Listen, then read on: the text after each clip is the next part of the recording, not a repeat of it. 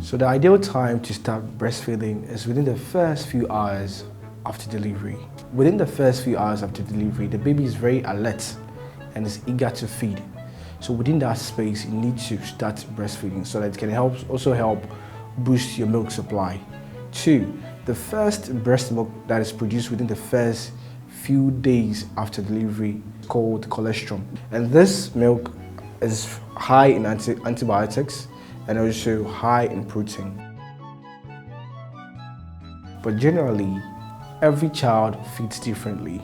Now, when you take a healthy baby can feed between 8 to 12 times within a 24-hour cycle, including the day and night. Some babies that like sleeping can breastfeed about 6 to 8 times within the day so that they can get enough energy to endure the longer sleep within the night. And also with the ages, when you look at ages, older babies tend to feed more than the younger ones. So what we say is that you need to encourage the younger ones, especially the ones between less than 3 months, you need to encourage them to feed.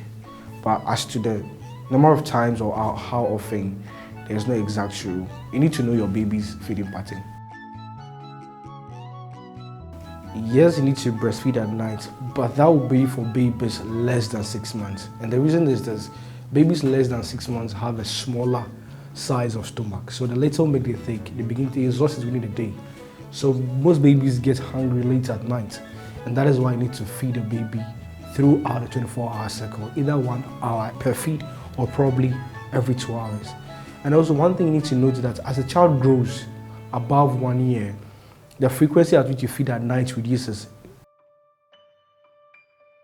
So there are many different breastfeeding positions that may be comfortable for cesarean mothers, mothers with twins, or mothers with preterm babies, or probably premature babies, or even babies that are very small. But for the purpose of demonstration, I'd like to recommend the Ghanaian Women's Guide to Feeding Babies and Toddlers. In this book, it includes practical demonstrations for feeding babies, whether you're a cesarean mother or you delivered probably by true vaginal delivery. And all these positions are in the book. So most mothers tend to pull their breast right from their baby's mouth if they want, or when they want to break suction. And that is an inappropriate breastfeeding practice. And this results in soreness around the nipple.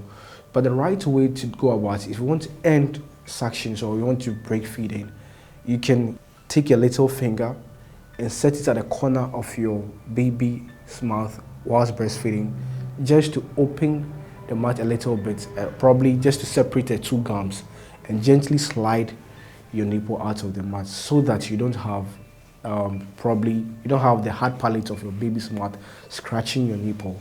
Another way you can also do it, you can just gently lift your baby's chin slightly away from your nipple. So knowing the readiness for your baby to feed or the hunger cues of your baby, it's very important because it helps you to respond to these cues very faster. And mothers that are able to identify these cues always have their babies latching properly to their breast or feeding better. But there are certain signs you need to watch out to be able to identify the readiness or the hunger cues of your baby. We have early signs, mid signs, and late signs. But for the early signs, sometimes you see your baby staring directly at you, probably moving their head, moving their arms at the same time. Sometimes you also see them trying to use their mouth to pick things around. These are common signs or the early signs that shows that your baby is quite hungry or is hungry. Now, some others look out for crying, the sign crying. Crying is the last sign. So if you see your baby crying, don't pick your baby and just put them right away to the breast. During the crying moment, they feel agitated. The right thing to do is that if you see your baby crying, which is you identify as a sign of being hungry, you need to first of all calm the baby down. You can cuddle the baby or probably sing for the baby or talk to the baby just to calm the baby down before putting the baby at breast so that the baby can properly latch to the breast and also enjoy your breast milk. Any mother that starts breastfeeding at the first week or first phase of the breastfeeding, most mothers experience soreness around the nipple, but there are certain practices that can also cause the mother to have soreness around the nipple. The first thing we're going to talk about is wearing of tight bras or clothes.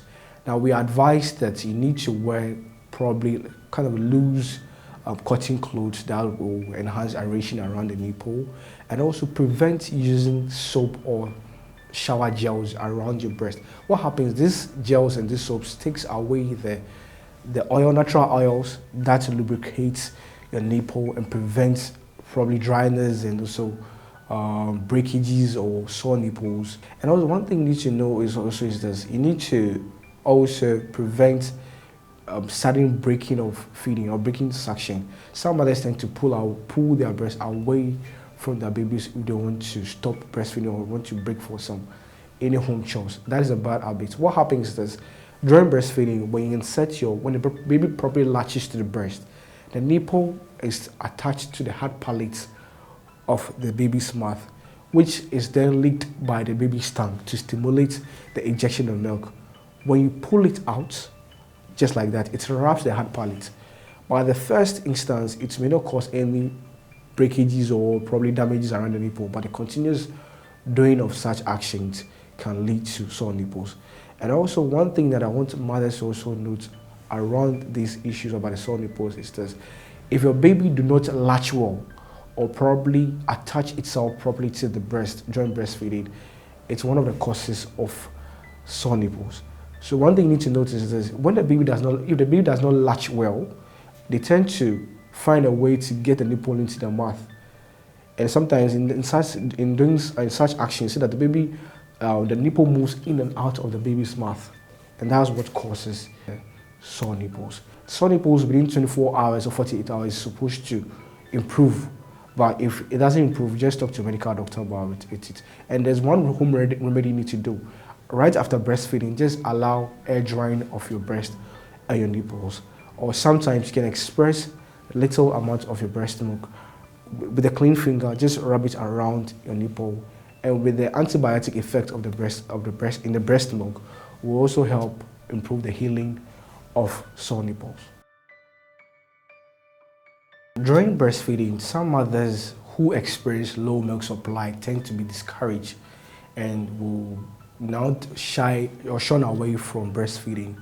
But one thing you need to know, there are certain instances that may cause, or there are certain events that may cause low milk supply. The first thing to know is that stress. So we always advise breastfeeding mothers to shy away from stress. Now, you need to find a way to resolve stress. Now, stress has a psychological effect to the brain. Now, the breast milk supply is also connected to the brain.